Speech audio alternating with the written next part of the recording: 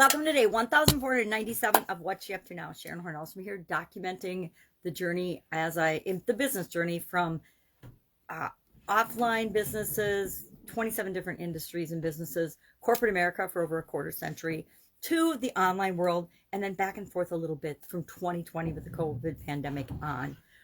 Decided I didn't want to just be online, although there's been this mass exodus from corporate America and from the physical offline world to the online world, as is to be expected. I think one of the main benefits of COVID has been the adoption of technology by people that normally wouldn't even have considered technology, the adoption by businesses of different ways of doing their business than they had maybe even ever imagined, or some had imagined but just hadn't ever implemented because they didn't think the timing was right. Well, COVID made the timing right for a whole lot of changes. I'd never realized how amazing it is to just go online, order your groceries, and have them either delivered to your door or have somebody pick them up for you. Incredibly time saver. Not going into the store once a week or so and spending, an hour plus picking out groceries, wandering up and down the aisles, etc. So today, for our annual challenge, we got back on track and we started talking about the conscious mind. I made an awesome graphic for that using all of my artistic skills and talents. This is one that I adopted from originally Bob Proctor, and I think he got the thoughts from Napoleon Hill and Wallace Wattles in Think and Grow Rich and the Science of Getting Rich. So I liked the model because it's super simple. We like simple models. So today we're talking about, for our annual challenge, BU 365-day challenge, to do one thing every day that improves us, the conscious mind. And we're going to talk about the subconscious or preconscious mind tomorrow. And then we'll talk about probably the superconscious and the unconscious together. Maybe not. Maybe we'll do a day for each of them. But I like to create models sometimes to make it easier to understand what I'm talking about. And models and frameworks, any way we can make things easier to remember and understand, and usually graphics and a picture, because our brains actually work in pictures. They don't work in words. That's why I think it's fun to remember words are just pictures and symbols, right? So as our letters, etc. So I like to draw out pictures that explain a concept and show it visually so that our brain can make all the associations and then put it away in our subconscious or our unconscious and make it retrievable when we need it. So today we're talking about the conscious mind, and it's actually the smallest part of our mind. Now, I'm not talking about our brain. I'm talking about our mind and how much capacity and how much time we spend in our conscious mind compared to the other parts of our being and our mind. We spend very little, and I didn't look up scientifically how much or percentage, but I would think it's probably under 10% of our actual waking hours are consciously spent, unless of course we are working intentionally to be more conscious, to be conscious, to be more in the present moment, to be more pre-cortex thinking about and being present in what we're exactly doing. The vast majority of what we do is just on autopilot. It has to be, or we couldn't function. We wouldn't live. If we had to remember to breathe or blink our eyes or cough or sneeze, if we had to actually consciously remember to do that, it would overwhelm our brain capacity, our conscious capacity, and we would never be able to accomplish or do anything. So we talked about that today. I am not, again, a neuroscientist or a physician or a mind expert by any way, shape, or terms of the imagination. I just know what I have learned over the years and what works for me, and what I want to know about that to make me a better person, and what isn't important, I just don't bother even learning or knowing to make me a better person.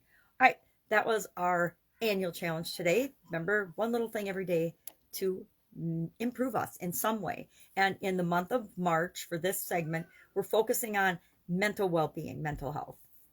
More mental well-being than mental health, although physical, mental, spiritual, emotional, financial, all can be described as health.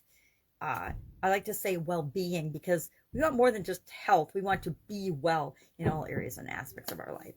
So our idiom for supersize your business today was at one's wit's end, or to have your wits about you.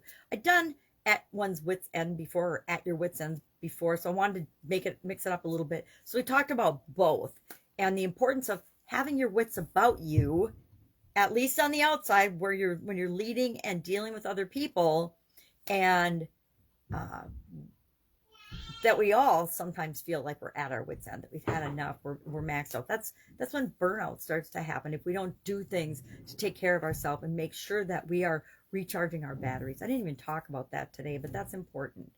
um, so having our wits about us, I mean, again, it's critical that even if we're scared or nervous or struggling on the inside, or in doubt what we show to the people that we're serving and leading, it's important that we know that we're responsible and that we lead in a way that gives people confidence in our ability, that lets them trust and know what to expect from us.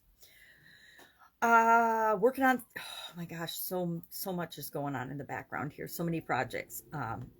But focusing in on a couple of projects that I've wanted to do for decades, but I haven't done. So I'm actually, every other day or every day, I've built them into my schedule to work on little pieces of them so that I can make progress on them, even if I'm not spending big blocks of time or taking big blocks of time out of my schedule to have to devote to them. I have learning that if I break things down in little bite-sized pieces in every area and aspect of my life, especially in projects, I get a lot more accomplished than if I think I'm going to knock something out in a weekend. Prime example of that was the annual challenge content idea and structure. I thought I could knock that out in a couple of hours. So I grabbed a calendar and started doing it. And I was like, this is going to take more thought than just, I'm going to wing it with my annual challenge. I need to do something a little more thoughtful, because I don't want to half-ass certain things. Some things, yeah, sure, it's not that important. To me, my annual challenge and what I'm doing to improve myself every day is very, very important. It's my personal development project. So, working on that. If I can help you in any way, ask. Direct message me, Voxer me, ask that question. I don't want anybody to feel like they're stuck and they have no idea what to do next. And sometimes it just takes a minute or two talking to someone else, or going through your situation with somebody else to help clarify what the next thing you need to do is. So I want to be an offer to be that resource for people, for you, if not people, for you, if you need that resource. And you know if I'm talking to you or not. You know if you've been stuck for a while or been struggling with something and you're just not 100% sure what to do. Sometimes you need somebody that isn't close to you, isn't involved in the situation, to bounce it off of in order to get the clarity that you need to move forward. And I want to be that resource for you. All right, that's all I've got today. Have an awesome day. If I can help you in any way, ask. Otherwise, I'll be with you tomorrow just to pop in and let you know what I'm working on, what's working, what's not. I got a couple things that are not working right now, but I'm going to fix them. And then I'll talk about what's not working and how I went about fixing it. Have a great day.